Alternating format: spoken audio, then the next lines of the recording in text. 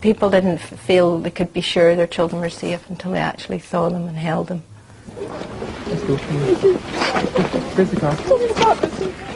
I remember thinking at the time somebody had sent their child off to school and probably argued in the morning, as most people do, sent them off to school, which should be a happy and secure place, and then that's what happens, that child doesn't come home. You remember it vividly. It's something that you'll never forget.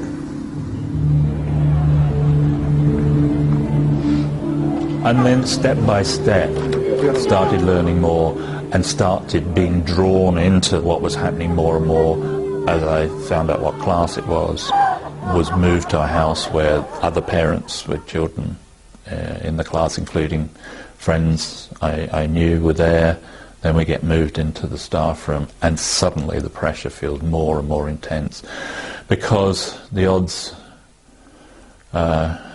against it not being your child start drifting away, and you know that it's her class.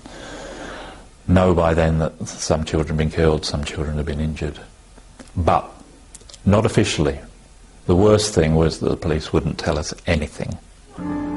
In the gym, teachers and police were still struggling to identify all of the victims.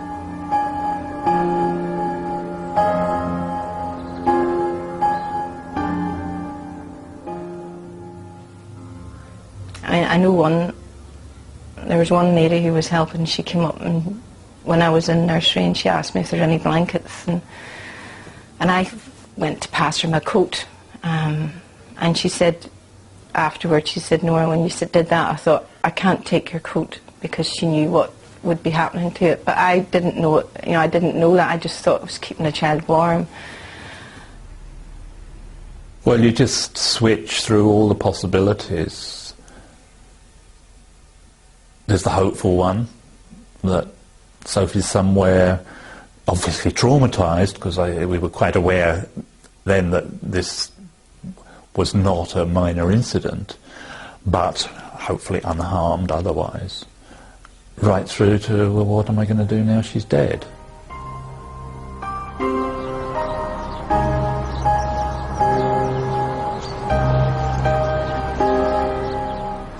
I was there for over 2 hours. A team of 3 people called me out with a friend of mine who had stayed with me, and they took me to a classroom, and that's where they told me that Sophie was one of the children who had been killed. And that's where, for the first time, I heard that it was actually 16 children had been killed.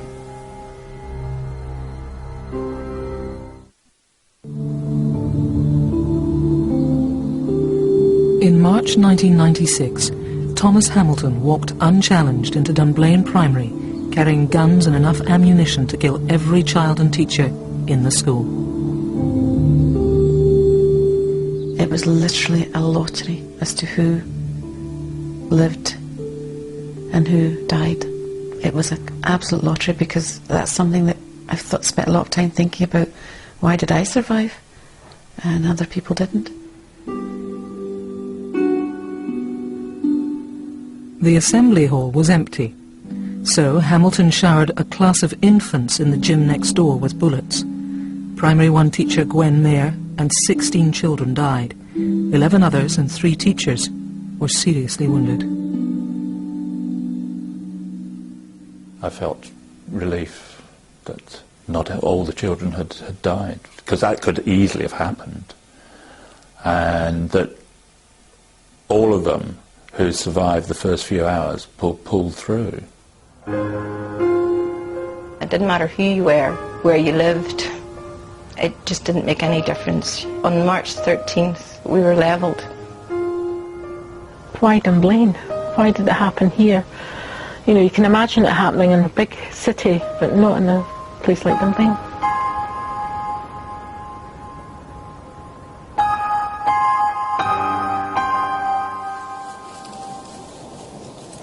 When I was in hospital at first, the shock of what had happened was the main thing. In my mind, I kept saying, this could not have happened. It wasn't possible to have happened.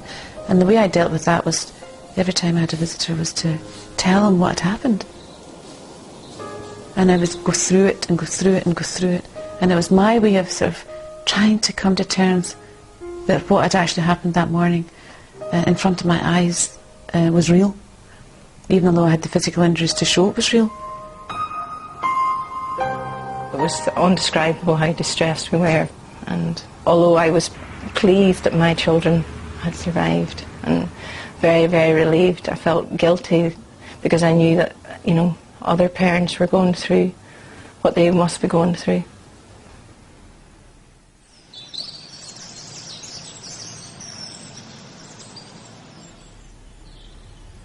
Mick North was still coming to terms with the death of his wife from cancer when their only daughter, 5-year-old Sophie, was killed in the gym.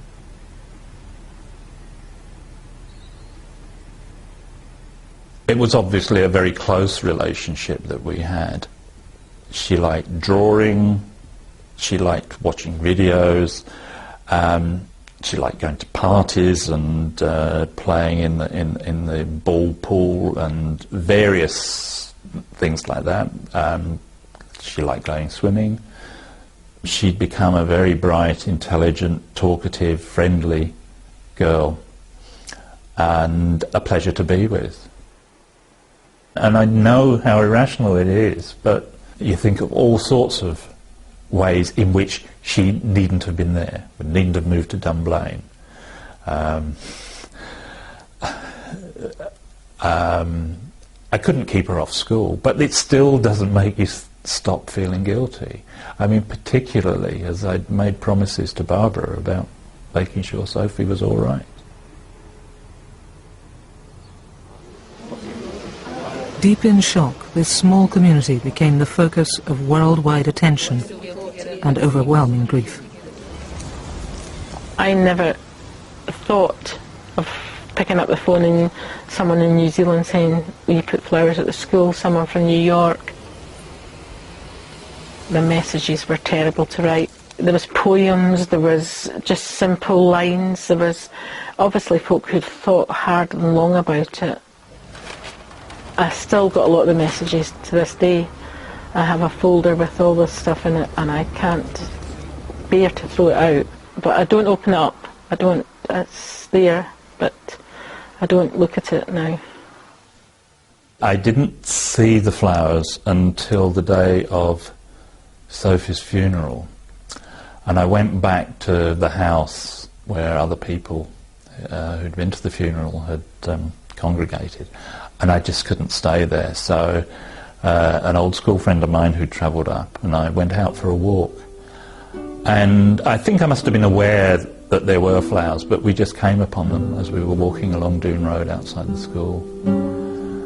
And I was very mixed feelings just to think that those were there, partly because my daughter had been killed.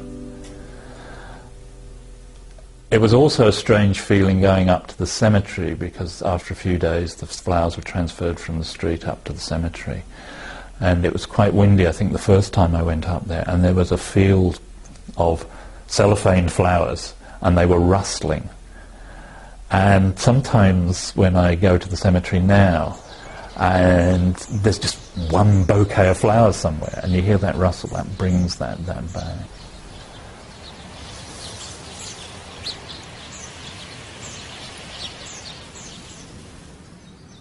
They were gifts to children who were no longer there to enjoy the gifts.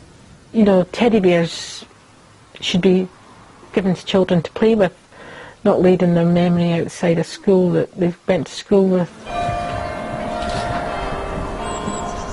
The weekend after the massacre was Mothering Sunday, but for the parents and the children of Dunblane, it was now a day of silence and of sorrow.